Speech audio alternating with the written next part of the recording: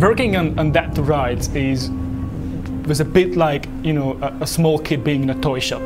That you have all those shiny things around you and you just want every single one of them. And we had to be very cautious about what we do and how we put into the game because there are thousands of cool ideas. The seamlessly integrated combat system is something that players has never seen before. Just to give you one very simple example, in a third-person shooter game, you would like to position the character at the side at bottom of the screen so you can see where you're aiming.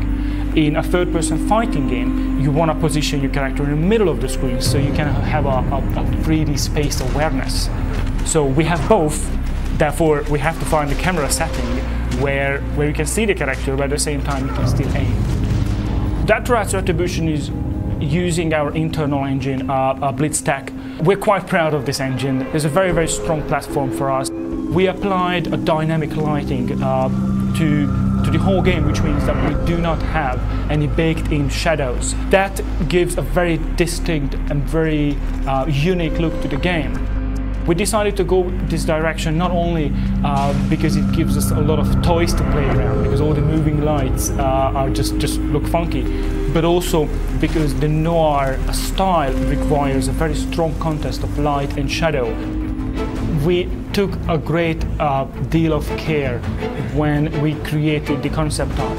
A good pre-development, when you establish a very strong visual style, is absolutely essential for any title, but especially a game like Dead to Rights. So we were able to create those shots, vistas, descriptive concept art, which helped later on all of the 3D artists to create the actual immersive universe.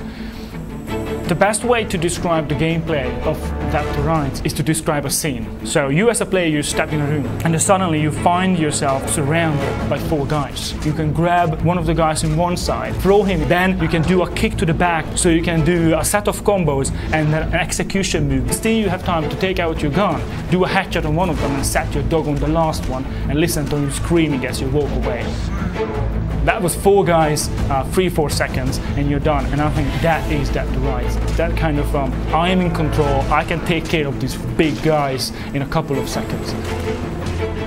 Shadow is an extremely important part of the game.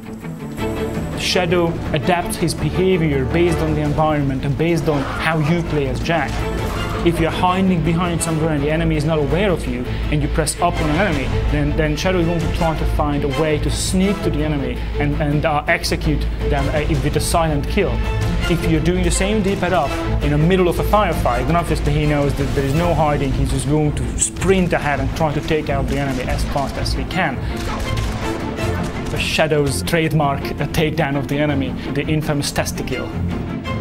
The other part of the game where you take direct control, these are the main Shadow playable sections, are all about stealth, all about sneaking around, taking enemies out silently. For example, there is a guard, I can bark to draw attention, they can, they check out the noise so I can take them out, drag the body somewhere so I can hide them so the other guard.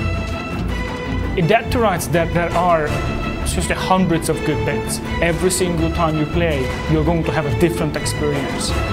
I personally, and we as a team at Volatile Games, we definitely learned that you can dream big. You can go for something which people wouldn't expect from you.